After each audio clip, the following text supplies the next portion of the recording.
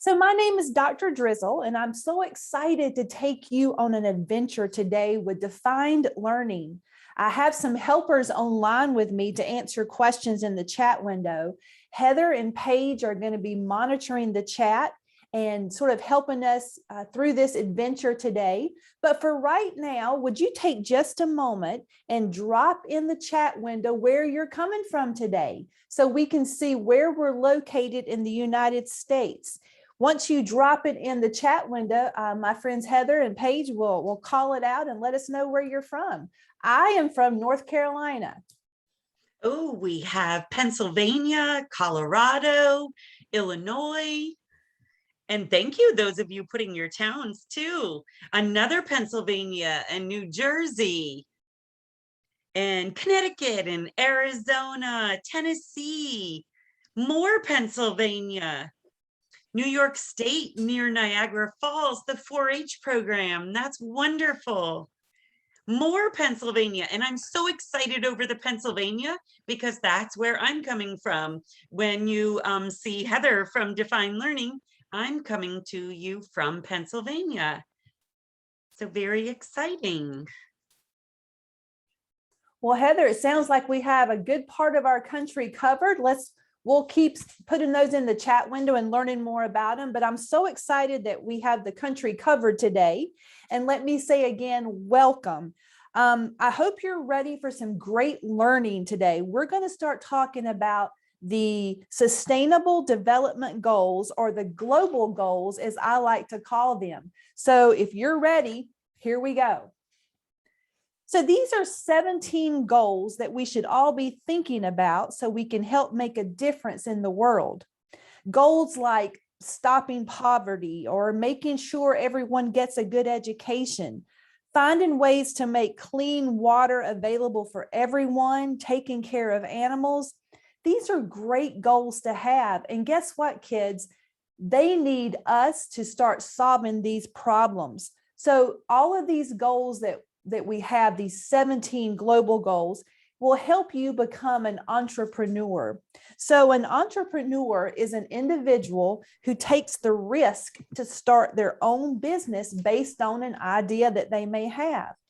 That sounds like what we're going to do today. And we're going to talk about Goal 6, clean water and sanitation for all. This first slide, you've already read it, but did you read it correctly?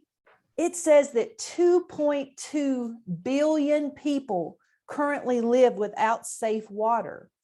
That's a big number and really hard to understand, but so let me put that in perspective for you. As of 2020, there were 330 million people living in the United States. Clean water is an essential part of our daily lives. So I guess that many of you took a hot shower or a bath last night. You went to a toilet that flushes with water, or you might have cooked pasta or rice or cereal with clean water from the tap. You might have also drank water out of the tap. But many people around the world don't have access to clean water and ways to deal safely with their human waste, or let's call it what it is, poop. This can be because of many different reasons, such as a city might not have a working sewage system. And the severe consequences of this are people get sick from this unclean water. Not having access to clean water also has an impact on our other parts of our lives. If you don't have clean water to prepare your food, you may get sick and not be able to attend school or meet your friends. So we need to make sure that we have clean water. So are there people out there already doing something? Sure, there are, but more can be done. I want to introduce you to 2 young people that are doing something right now to help with Goal 6. First of all, this is Mari.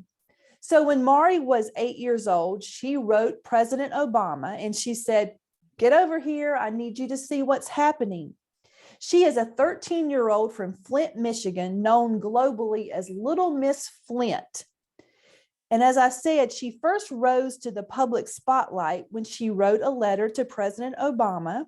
and said, please come and see our city and see we have water problems. He went there to that city and it helped get $100 million in relief for the city of Flint. This is another friend of mine, actually, Gitanjali, we call her G. Her hobby was a bit more specific though. She didn't live in Flint, Michigan. She read about all the problems that Flint, Michigan was having, and she decided she was going to try to create something that would eliminate the contamination and toxins from the water. So she tracked the water with her mom. She used these little strips to test the water, and she actually built a carbon nanotube sensor that allowed people to test the water. And she won a huge contest and became one of the 20 under 20 to watch. These kids have already stepped up to the goal and they're trying to solve problems, but we need you too. Well, I'm ready to start. We're going to focus on a challenge through the defined learning performance task of an epidemiologist. Earlier this month, your teachers received this task via email. We're going to talk about epidemiology, which, as you can see, is the study, diagnosis, and control of diseases. Things like the measles, Ebola, COVID-19, and others. And as we talk about epidemiology, we're going to talk about the career, the job of being an epidemiologist. So they work in the health industry and they collect samples, they brainstorm ideas. They're sometimes called this great name called disease detectives. I love that idea because I can see them wearing goggles and a lab coat and maybe having a magnifying glass because they want to see what diseases are out there, how we get them, and how they can work on a cure to these diseases. One of their biggest challenges is trying to find out the source of waterborne diseases and help communities find clean sources of water.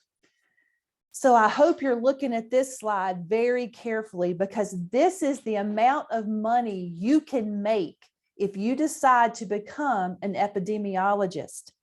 If you'll notice, it says starting out, you can make $97,000 a year. Well, $97,000 all the way up to $159,000. Now that is a lot of money and something that I would even be interested in doing. In this field of epidemiology, you could also be a physician, a public health advisor, a health scientist. You could be on the other end of it and be a water treatment specialist. Or if you love working with your hands, you could be a machinist. So you could be the person that actually creates the materials and engineers things to help solve the water problem. So for this goal, your task is to help prevent the cause of waterborne diseases and work with your team at UNICEF. Now, UNICEF stands for the United Nations Children's Fund and is headquartered in New York City. The role that you're going to play today is you're going to be an epidemiologist working with communities that actually have these waterborne diseases. Now, they can be diseases in your community, they can be in your state or in your country, or all the way across the world, but you have been tasked with teaching them how to make sure that they're washing their hands, they're taking baths with clean water, they're drinking clean water. And your audience, and this is the most important thing, because kids, we want to have you solve problems, but it's kind of hard to solve problems when you don't know who you're solving them for. So in this task, your audience will be UNICEF, who has hired you, the community members that live in this community, whether it's in your town or in another place, and then all of the government officials are going to be watching you create this because they're very concerned about their community or their country and they need a solution. So the situation, let's set it up. We know, as we've said already, that these waterborne diseases are very dangerous. Dirty water and poor sanitation kills over 5,000 kids every day. Did you hear that? 5,000 kids every day, not counting the adults. Diseases like diarrhea spread most readily in environments of poor sanitation. And if you're thinking, well, why do they have poor sanitation? Well, there's a couple of reasons. One, they could have been hit with a natural disaster. There could have been a hurricane or a tsunami that had wiped everything out. So people are using the bathroom just right on the ground. Or it could be a human-made problem where we're just not doing a great job taking care of our people. There's a lot of diseases that come out of this, but waterborne diseases are one of the major causes of people under 5 dying. There's a couple of other things: pneumonia, malaria, and measles, and these waterborne diseases. So let's take a look at the call to action that we filmed last week while we were in Pensacola Beach, Florida.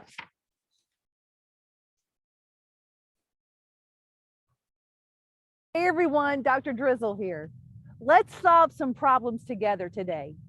Goal 6 of the UN Global Goals encourages us to ensure availability and sustainable management of water and sanitation for all. Did you know that billions of people still lack access to safe drinking water, sanitation, and hygiene? So, what does that mean? In 2020, it was reported that 2 billion people lacked safely managed drinking water. 3.6 billion people lacked safely managed sanitation, and 2.3 billion people lacked basic hygiene. In addition, 2.3 billion people lived in water-stressed countries.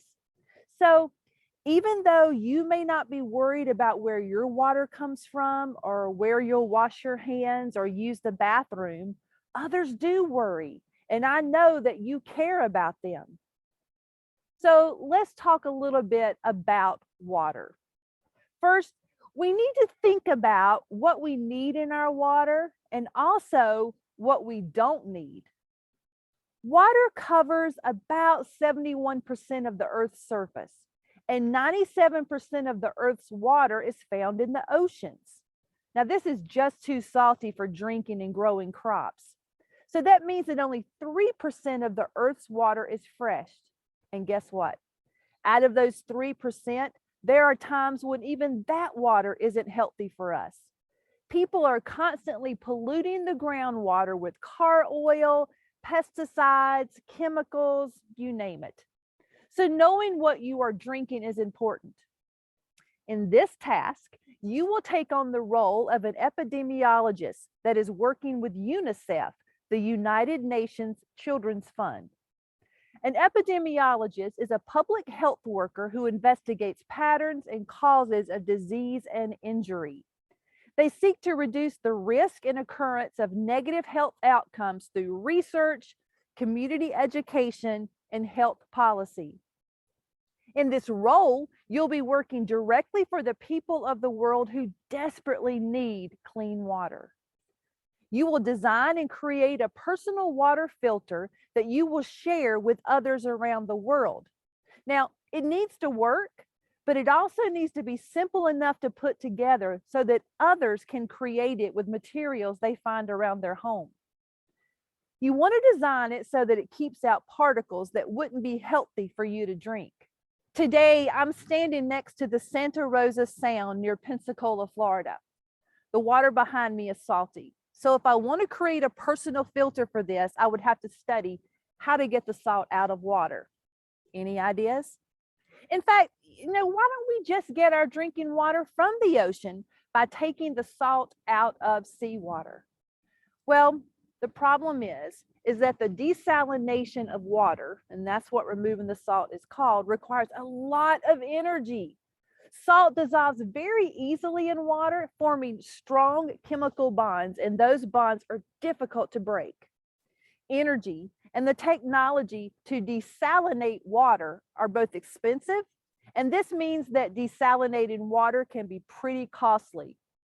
So when you're creating your filter, you can do one of two things. You can create the filter for fresh water that is dirty, or you can create the next best thing by designing a less expensive way to get the salt out of water. Okay, what are you waiting for? Get started. You see, there are people all around the world counting on you to help them find clean water. I can't wait to see what you create to make the world a better place. See you soon. So this is pretty straightforward, kids, or should I say scientists. Take a look at some of the other water filters that you might find out there online. There are quite a few. You might want to do some research on YouTube. Make sure you have permission to see how you can make your own. But the important thing to remember is your design must work, and it must be simple enough for others to copy.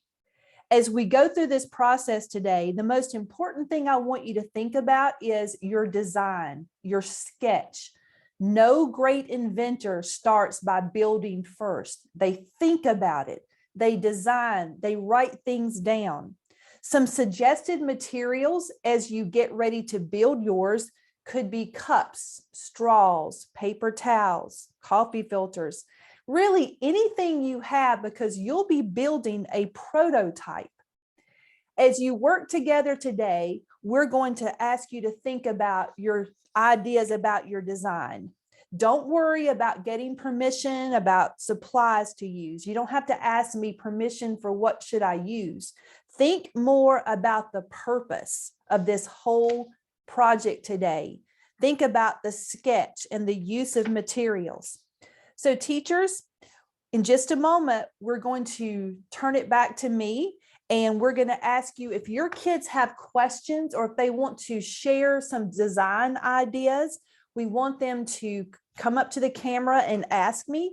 If you'll just raise your hand, there's a little icon at the bottom of your screen, or actually you can actually do it from your picture. One of my friends will call out your name and will unmute you.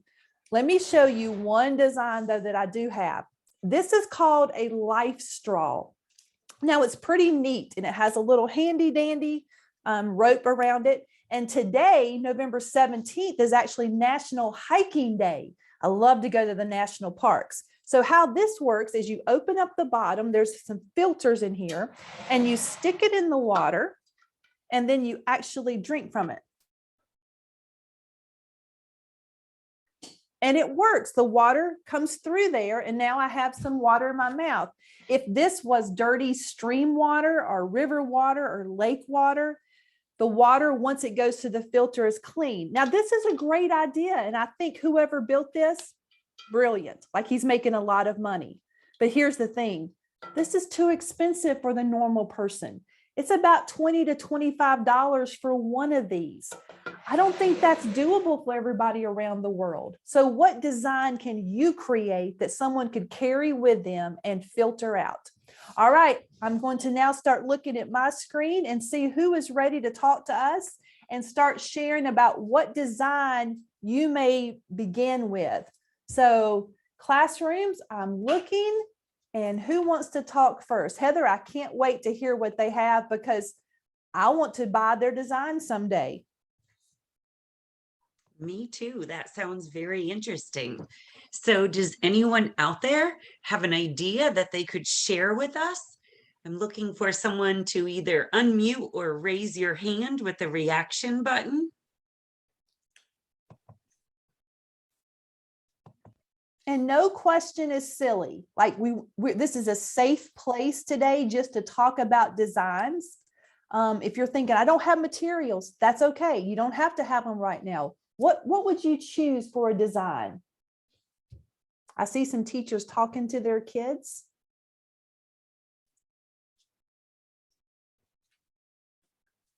Who wants to share a design or a question?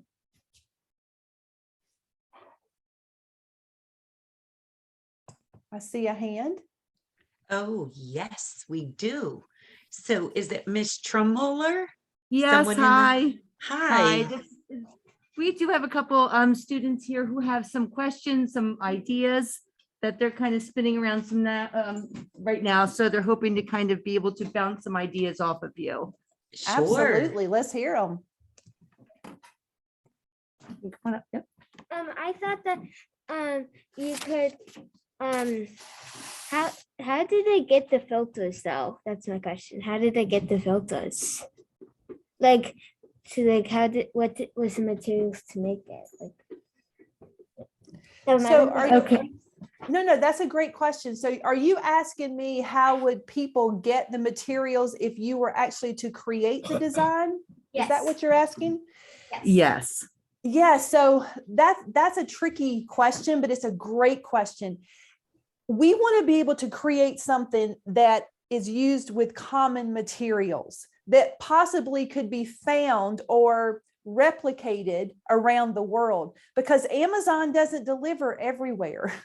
So if you're thinking about you need some type of straw, think about something that they could possibly find. So I know people may go out and find natural materials. So if you're telling them to find a straw that has a hole in it so that they can drink water through it, they may go and find a bamboo shoot or a small piece of grass that has a hollowed out place. Don't worry so much about making sure they can find it. Make your design simple enough that it will make it possible for them to try to find those materials. But that's such a great question because you're you. demonstrating compassion right now. Good job. Thank you. And did you say you had a couple of ideas or questions? I do. You have another one, right? Come on up and you can ask. So I have a question. How when you use how would people how would we make something that to filter water when water is a liquid that can be if we use paper towels, it could be soap and yeah. Okay, so are you wondering how you can actually make a filter? Is that what you're asking? I think that's the question at hand, isn't it? That's a what we're great looking to question. do. Let me ask you this. Did you have anybody in your family that drinks coffee or tea? I drink tea. I drink tea on the weekend. So you get it on the weekends. So I would go home and do some research and ask them, how do they get those coffee grinds, that thick brown stuff? How do they get that to turn into a liquid? Most of the time they're using a porous substance called a filter. So you can buy filters, but your idea of a paper towel, many people use paper towels to filter water. So think about the design first. If you know that you want something to filter the water, go ahead and sketch that out and call that a filter. Then once you get the sketch, then you can start brainstorming ideas for what that filter could be. So it's a great question. So focus on the design, and then we'll come back and talk later about what material you could actually use to filter.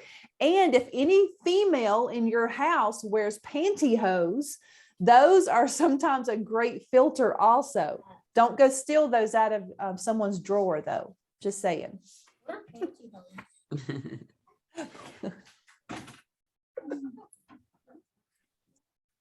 Looks like we have another.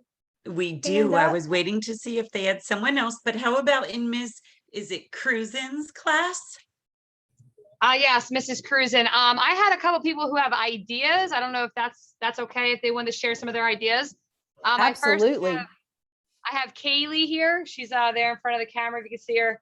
And Kaylee had a couple of things that she had some ideas. So I'm gonna let her go. Okay.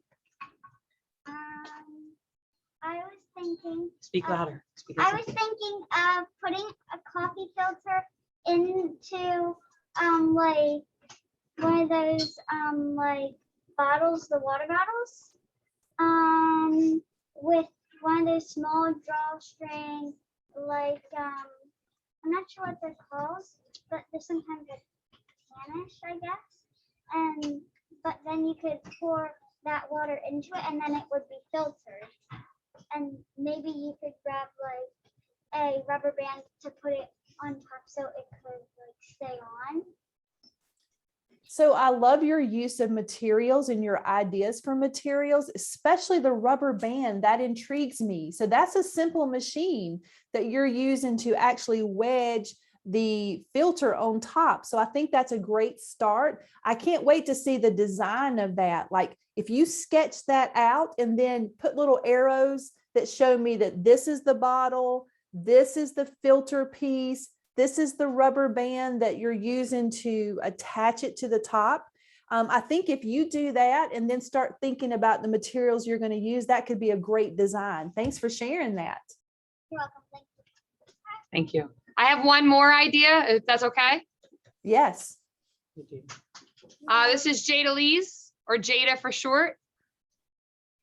I was thinking that you can grab a plastic cup, put a paper towel on top of that cup, and like pour it into a just another cup, and it'll be filtered because paper towel will catch everything.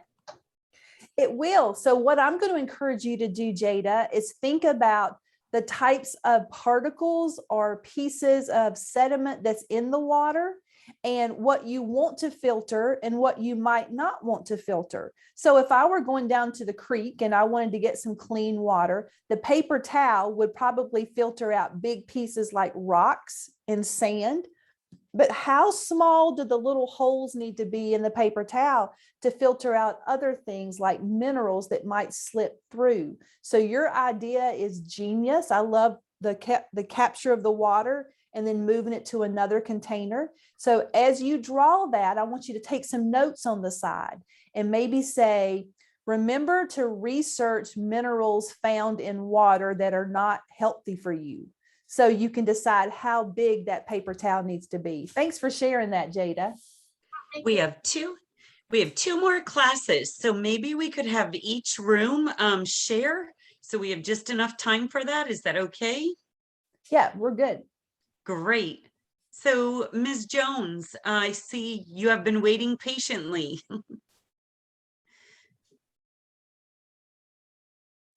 Yes, I have a student that has a question. So she said it's a quick question. So I'm sorry. Absolutely. He said it's a quick question. Oh, I'm sorry. He's not question. It's a telling. This is Rico Hutton. Hi, Okay, Rico. go ahead, Rico. I was going to make like this little filter, like once you like put it in a water bottle or something, like as soon as you like sip up the water, it'll like get caught like by the filter, and then you can like drink clean water without it getting dirty. Oh. So I like that idea. Rico, don't leave yet, because now I have another question for you. What are you going to do with the stuff that gets stuck in the filter? So that's another thing I want you to think about. You're filtering out the bad stuff. What are people going to do with it? Are they going to pour that back in the water or in the ground where it's going to seep through the groundwater and get back in our water system? So as you're designing, and this is a question for all of you, think about your design, but then also think, how are you going to be a responsible entrepreneur and make sure that whatever's captured that's not good gets disposed of so it doesn't go back in our water system? Thanks for sharing that, Rico. Thank you. Okay, can I have one more student? Absolutely. And this is Monica Tucker. Hello. Hey, Monica. Hi. I got an idea. Maybe we can make a tube that goes to the river and have a filter, so all the clean water it goes out, so we can have clean water and the faucets and water bottles. So are you thinking that this can be used by everybody, like kids and adults? Yes.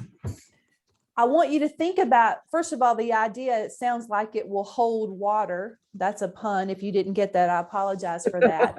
But I want you to think about the materials and how much they would cost. because you may be giving this to people that have no money to actually buy this. Okay. So as you're designing, think about what is it going to cost me to build it?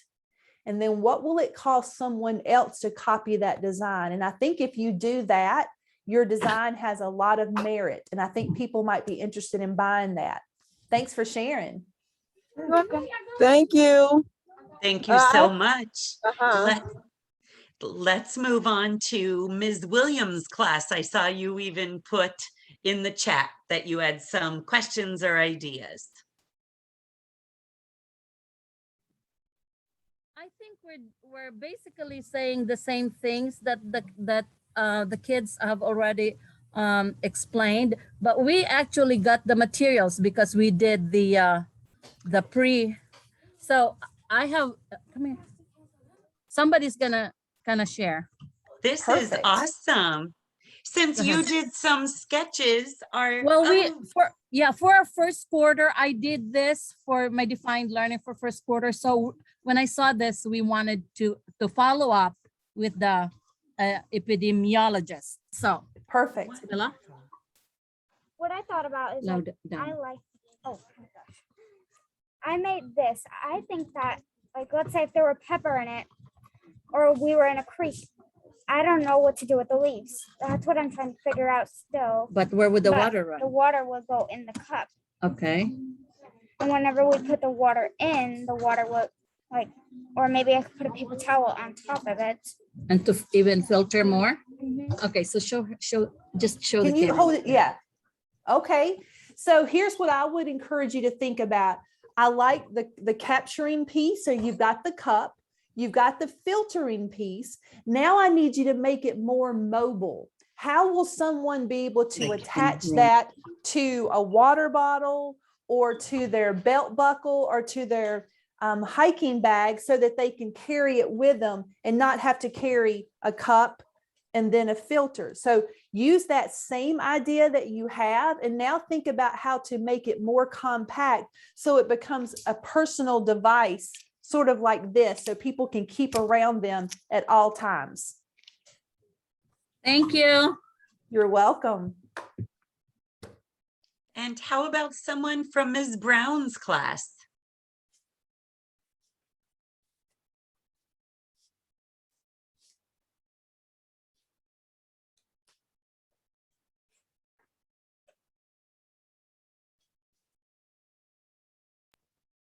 Okay, can you hear us?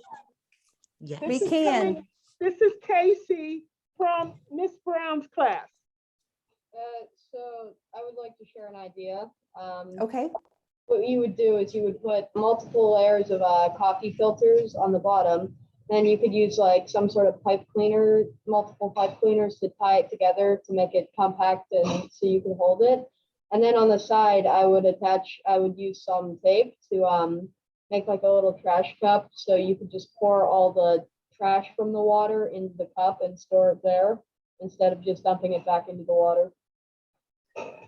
So you have what we would call a refuse collector. So after the filter has taken care of all the stuff we don't want, it collects in something else, and then you can responsibly dispose of that. I like it. Now, I have a question for you. Why did you say you would have multiple filters? Tell me about that. I would have multiple filters because if one coffee filter, some other bacteria might get through. So I would have multiple of them to ensure that bacteria does not get through the first one.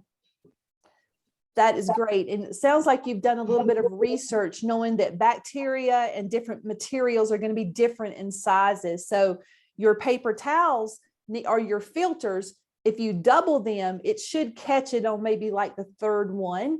But here's another suggestion. Maybe you build your own filters. Maybe you cut material and you weave it together so that the first filter has larger holes, and then the second filter has a little bit smaller, and then a little bit smaller. So you're actually filtering at different levels. Thanks for sharing that. Great idea. Good job. Thank you. Are we finished in Ms. Brown's class? Is there anyone else? quick, we have one more. Quick, All right. Perfect. one more.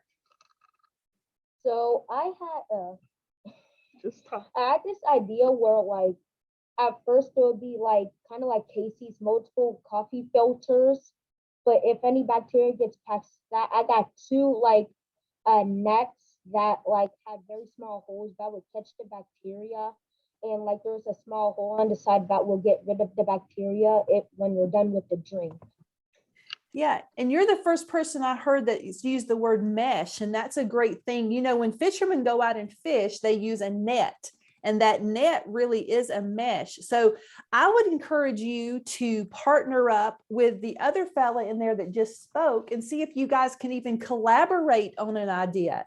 If this is the next big thing and you make a couple $1 million on this idea, I think splitting it with two people is not too bad. All right. But remember me though, because we started right here. So send me something like a Diet Dr. Pepper or something if you get rich and famous. I'll get you more than that. Okay. Well, thank you. I'm so excited. That's so kind. All right. So I know that this is wonderful. We have so many people wanting to share. And I realized that Ms. Griffin's class has been waiting patiently. And I also saw Ms. Freeman's. You have some things too. We did not forget about anyone. Ms. Freeman, would you like to go ahead and share?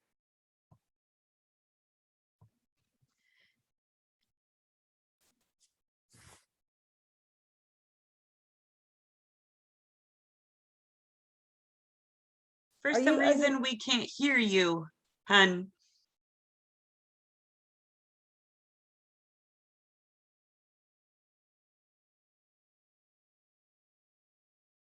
Oh, I see your lips moving, but we don't have any sound coming from you.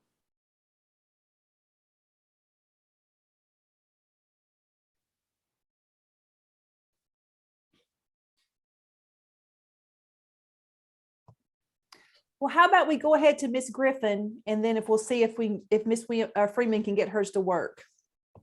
Sounds great. Can you hear us?